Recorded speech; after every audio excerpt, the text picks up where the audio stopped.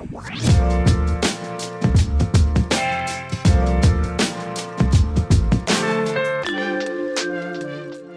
to the 98 Central podcast, where we talk about growing a business, working in media, and building a team that we love. I'm Danielle, the intern at 98 Central, and I'm joined with Kyle Jewell, our social media strategist, and David Stapp, our senior editor.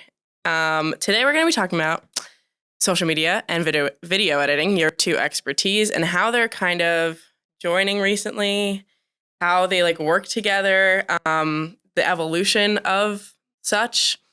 If that makes any sense. So David, I think we're just going to start with you. I'm ready. What style did you start editing? Yeah. So I shared in a previous podcast, I started with skate videos, way back in the day, and skate videos are just throw some music, edit to the music, and that's really all skate videos are. Is find the coolest clips, find the coolest music, marry them together, and boom, you got a video, which is fine. And then that evolved into more narrative storytelling and editing. I started doing short films and just anything I could get, my friends together to film and make a story or whatever, however awful it was. But narrative really became a big passion of mine because there's a lot of extra steps when it comes to narrative. Everything from sound design to color grading to, musical scoring, actually having intention with your music. Because it's one thing to just throw music under it, but then if you actually are trying to manipulate a certain emotion out of people, like horror movies, if you're wanting people to be scared at a certain moment, or if you want people to laugh at a certain moment, you can use music to do that. So over the years, I kind of learned how to use music and sound design and all these different things to create that manipulation in people and get them to feel a certain way or to have a certain reaction to a video and things like that. So those are definitely, I'd say narratives are kind of where I really started to things started to click. I started to put things into practice. Yeah, totally. So, not to jump too far ahead, but I think anyone my age would probably know, had access to iMovie or something similar growing up. Yep. So I definitely use that, make music videos with my friends or just cut together. I made a video of my nationals, when I was on dance team and just cut it together to music. So you said you were drawn more towards narrative work, which is, like you said, it's quite different. You need to use so many more elements and be really a lot more strategic and intentional with every cut that you make and every transition rather than just being video, music, that's all great. Yep. So how difficult was it to transform that style of editing into social content? Because that's maybe you were doing longer form and now it's changing a little bit. Yeah, and I mean it's just the complete opposite, really. It's you take all these different techniques you've learned and strategy and stuff, and some of it you're just literally just throwing out the window and disregarding it completely. So that was a little difficult for me to wrap my head around because the biggest challenge can be you might have all these things at your disposal, but you don't necessarily have to use all of them. Yeah. Social is all about getting the story out with the least amount of time possible. I feel like that's what it's evolved into is how can I tell this story faster? How can I tell the story? And sometimes you're also don't have to regard certain levels of quality too. People these days don't care how it was filmed. They don't care what it sounds like as long as of course, you can speak to this more. It's going to depend on the platform. Sure. There's certain factors there, and it also depends on what kind of video you're looking to make. But if you're just strictly making social media content, people are coming in with different preconceived notions than they would for a brand video. Oh, I want to learn about this company. I expect high level of quality and, just trust them that they're professionals, right? But if it's their social media content, very different. It can be showing more of lifestyle or showing the culture of that company, and it's more just raw behind the scenes kind of stuff. So me as an editor, I've had to learn that, you don't need all the flair.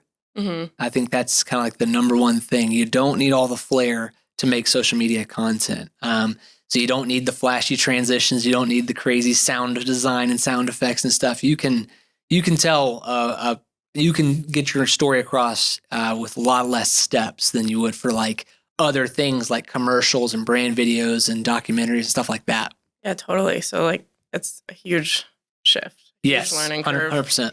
And just I think anything, and we talked about this also in the podcast with you and the career goals one. with editing, it's like and video production in general, like the entire industry, like it's constantly evolving. Like every single day there's new things. And so like you just kind of have to be like willing to adapt, ready to adapt. Yeah. And not ever like stuck in your old ways, or else you will just go by the way. That's what makes it a perfect match for social. Yes. It's the same way. Yeah. Always evolving. So moving on to social, Kyle, how has content evolved on social? Well, it's interesting because it's kind of goes in cycles with the content that works. And it's like, oh, suddenly this doesn't work. In general, platforms, what they want is people to be on their platform longer. And then each platform caters to a different audience, and each audience has different consumption habits. So if you think about like a YouTube, Facebook, maybe a LinkedIn, longer form content, where you don't really, you have to have clarity in your message, but you don't really have to rush to the point, kind of like exactly what you said. But you can take time to kind of like draw out that story. Lots of fun editing tricks that David and his team use to like keep people engaged and entertained while they're, digesting that message. But then if you're looking at one of the newer, air quote, newer platforms with a younger audience, maybe Instagram Reels, TikTok, the style's totally different. Yeah. It's even the orientation of the final product is completely different. Literally. So it's, and those are a little bit quicker. Like you want to catch somebody immediately before they scroll on.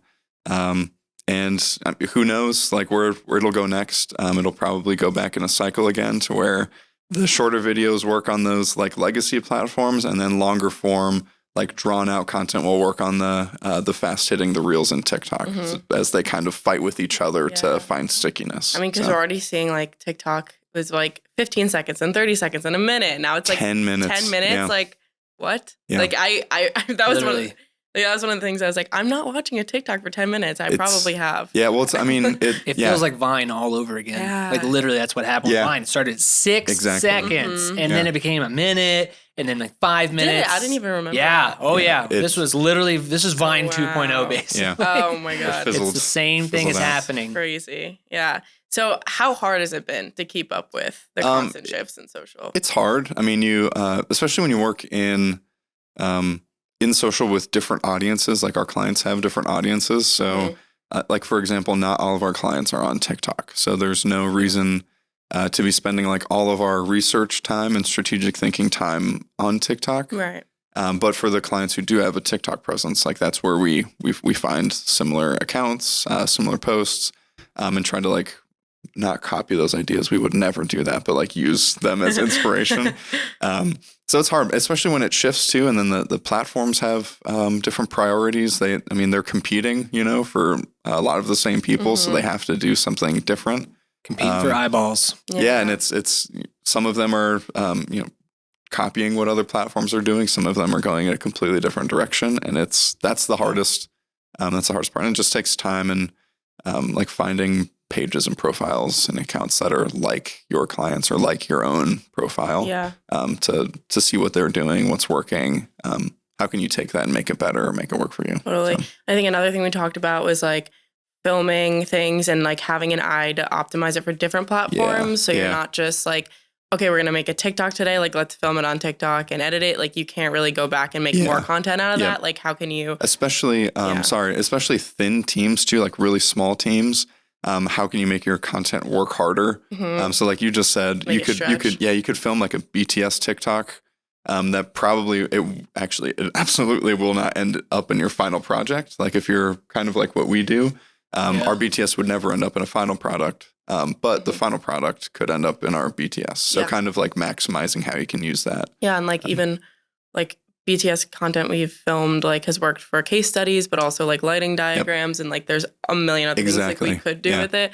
So just about like stretching that footage and stuff and not thinking like super like, okay, we're just making TikToks or we're just making Instagram videos. And the more messages that you can identify as important for your brand or company, each of those messages, we can do this in another episode, but we like to think of them in buckets. And then content ideas fill the buckets up under each message. And then when we're putting our content together, writing a calendar, we just pull our different content out of the bucket. And which makes sometimes there's multiple, like if I'm a bakery, the bakery prep process. Like I could film that in different orientations, and that's several different pieces of content. I can use the same footage with different music. Yep. Use a different editing style, maybe throw a different like color treatment on there, and it's a totally different, like new, fresh piece of content. Right, and that forethought really helps editors because it's just like, okay, this is the thing, and I'll just make it.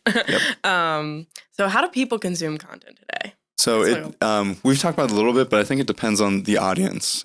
Younger audiences typically, not always, but typically, they like that the content that pulls them in pretty quickly.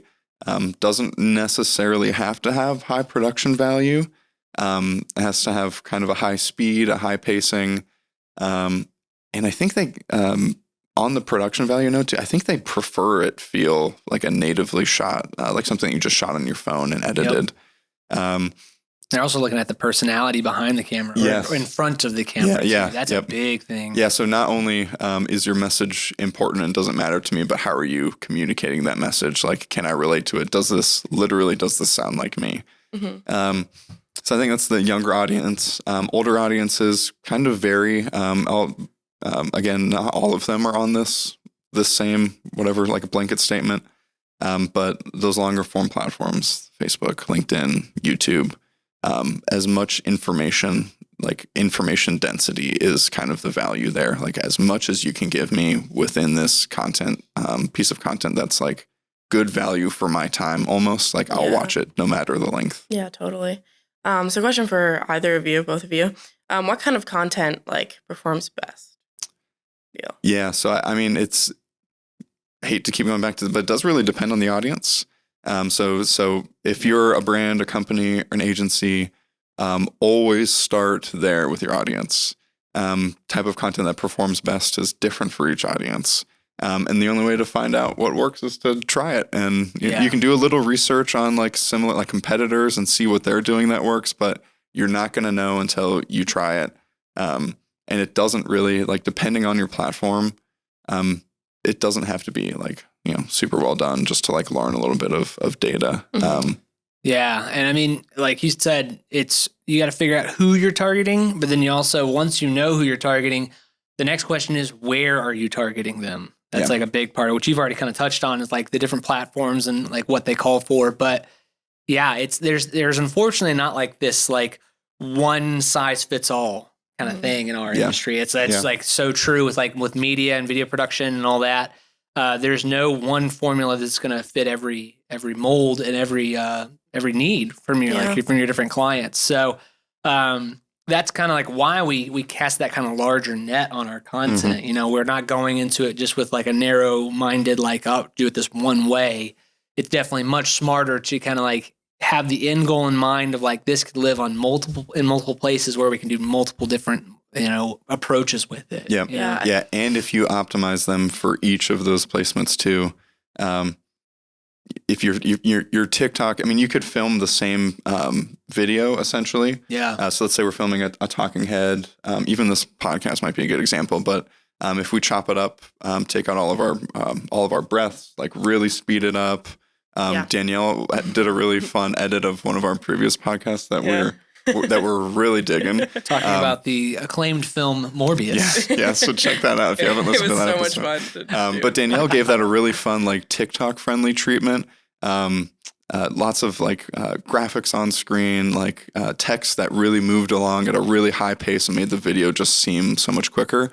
But if we were to post that to like LinkedIn or Facebook or YouTube, it wouldn't be like that because that does not work for the platform, right? Not at all. one recording though, right? And then we've basically optimized like the editing style for each of the placements.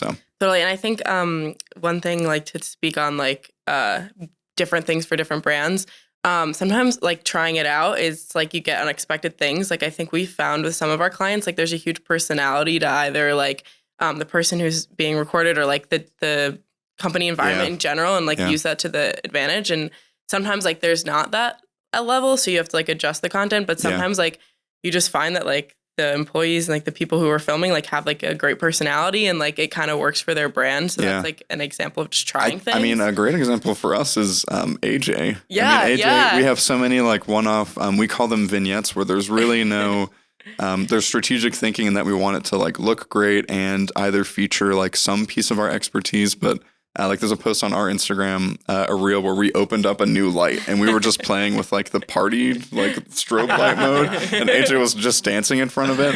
And so we just recorded that and then turned it into like this really fun, like reels, Instagram reels specific piece of content. But it works for, I mean, he's kind of our mascot. Yeah.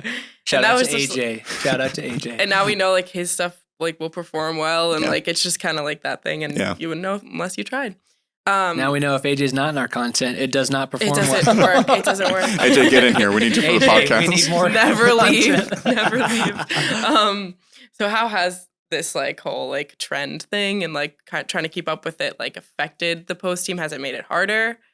Yeah, I mean, kind of like what I said earlier, it definitely is just a lot of adaptation and evolving with it.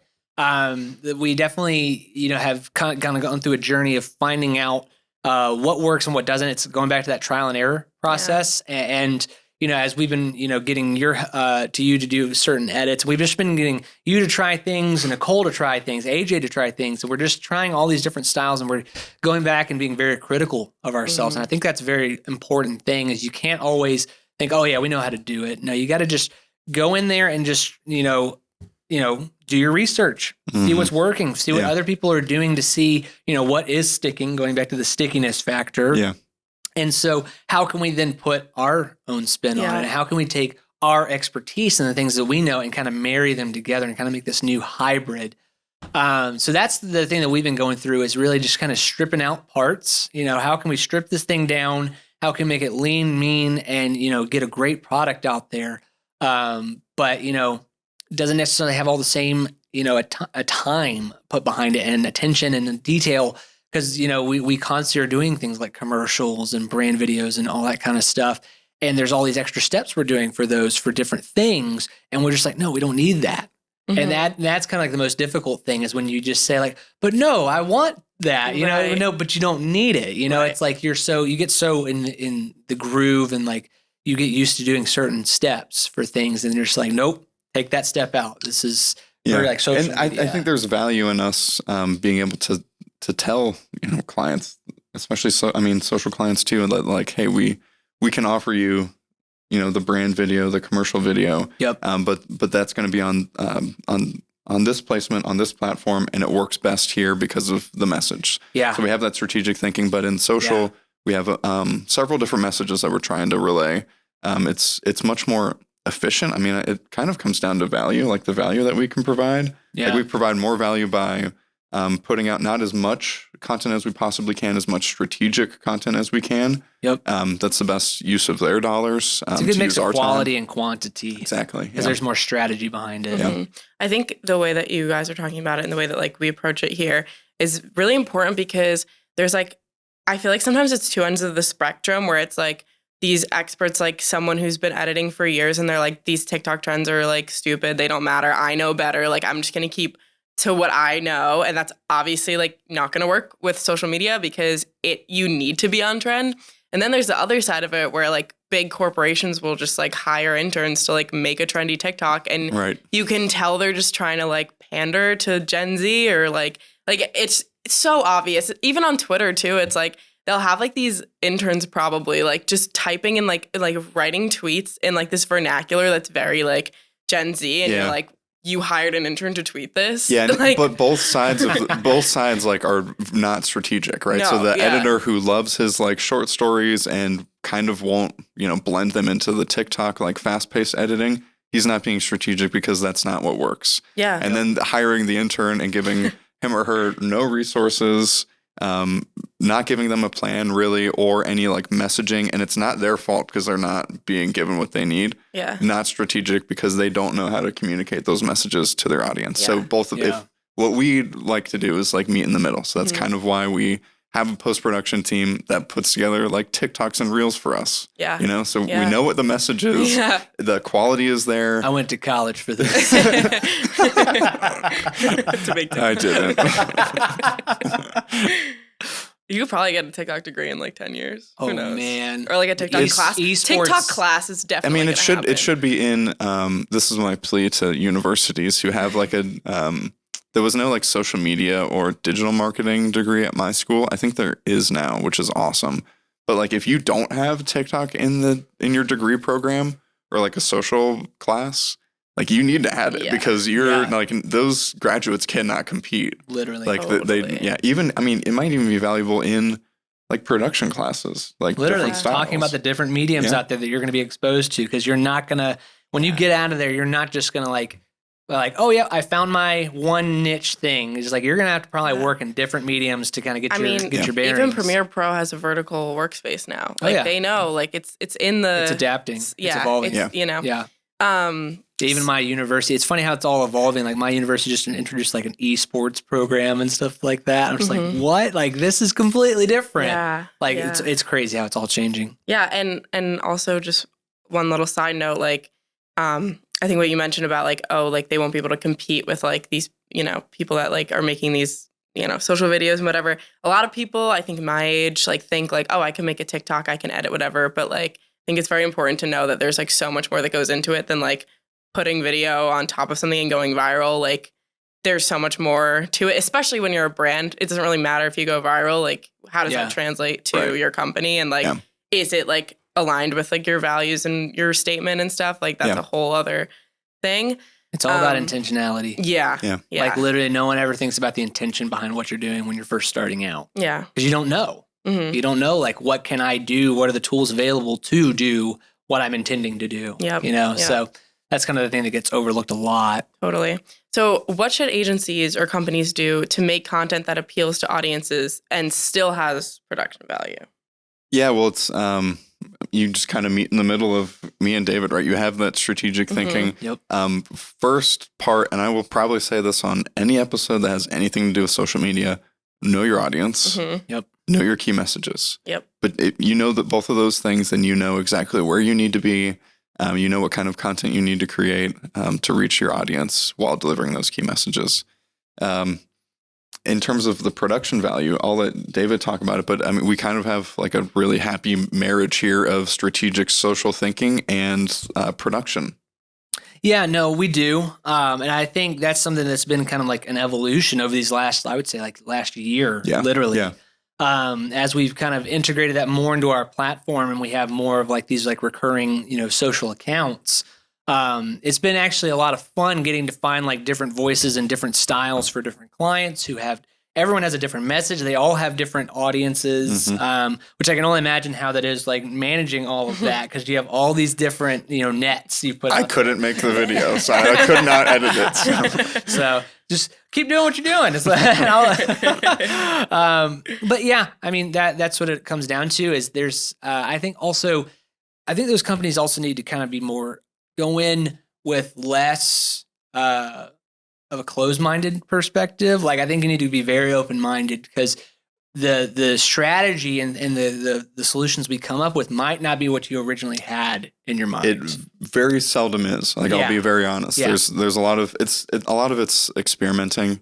I think this will work. Let me try it. Oh, it didn't work. What did we learn? And people are kind of scared by trial and error sometimes. They're like, "What do you mean? There's not a cookie cutter." Hand template? up. It is, and it's much. It's easier to, when you're doing your competitor research, to like find a video that a competitor's doing or similar companies doing, and just say, "Oh, we'll just make this. It's easy. It's low hanging fruit." When you're getting started, absolutely do that. Actually, continue that like with your strategy, no matter how mature it gets. But once you understand like your audience better, you understand what works, you understand what they like, then you can start to branch out. And it's the hardest part is trying to translate a new concept or a new idea to like our post team and say like, hey, this is unlike anything that we've done before.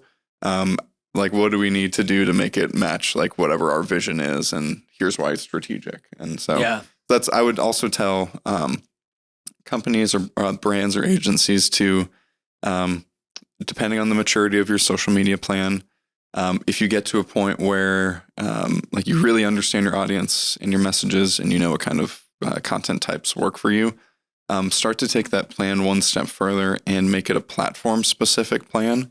So this is the type of content that goes on Facebook, only Facebook. You won't see it anywhere else unless it really fits like what you're doing on LinkedIn or in YouTube. And then the same with TikTok. Like it should have a very different feel because it's a mostly different audience. And that's something that we're kind of wading through that right now on our Literally. team for our clients is Yeah. How can we take our social approach one step further? How can our editing feel very like perfect for LinkedIn? How can this editing feel perfect for Facebook? How can this one feel perfect for TikTok? So it's a constant, you're just always learning and evolving, and content will, at least for the foreseeable future, be like king on social still. It just, the 10-year reign has not given up. So the more that you can evolve with current trends and keep an eye on the platform, if TikTok like releases, now you can do 20-minute videos. Like is that real? It could. I mean, I'm just saying, like think hope about not. theoretically if it happens. Think about what that means, though, for its users. Like they want their users to stay on one piece of content now for much longer, as opposed to scrolling through a million. So just think about what that means for you and for your brand. Yeah. Well, this is great. This is great insight to both of what you guys do and how it like comes together. So what are you guys digging this week, Kyle? Do David. I have to think. Do David. Okay. David. I've been digging the show The Boys on Amazon Prime Video. It's a great show, not for children, for anyone out there. Or most adults. Any 12-year-olds listening? It's, for all you chitlins out there. It's not listening. boys. They're not boys. They're men. Yeah, no, they are now men. It's a great show. It's a great satire on the superhero genre and a lot of other stuff outside of the superhero genre too. But it's just a ridiculous show and it's a lot of fun. Nice. I did not do my due diligence in thinking about this beforehand, but yesterday all day I just listened to Man on the Moon 2 by Kid Cudi the entire day, and it was just one of the best days ever. So I'm digging. So you've been digging Kid Cudi? I'm digging Kid Cudi. Cool. Yeah. I'm happy for you. Thank you. What about you? I'm digging Love Island, specifically UK version, which I found my ways to watch it, even though it's not really available in the US. They like released it on Hulu like 2 weeks after, but I you can't just wait. admitted to committing a crime. Yeah, I feel like I've done that like a few times with like with like the ways that I find content sometimes. I don't. That's a lie. It's all hypothetical. Anyways, I love the show. It's so stupid. I don't really watch that much reality shows, but for some reason it just like hooked me in, and like I just cannot get enough. Like it's like the best distraction in the world. Like it's the best just like turn off your brain and just like don't have smart thoughts for like an hour, and then you can continue on it's with nice your to day. have those. Yeah, outlets. totally. On that note, thanks everybody for listening. We're 98C. You can find us on Instagram, LinkedIn, Facebook, We're on and YouTube. You can check our YouTube. yes, YouTube. 9/8 Central, Greenville, South Carolina. Sometimes that helps. Yeah. When you search it.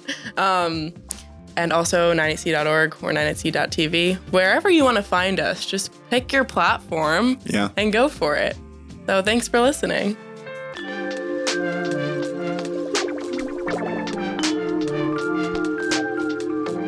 Who knows how bad your posture is when you look. I know. Sometimes I watch these back and I'm like, straight in the back. That's I need better. like the queen to come and like.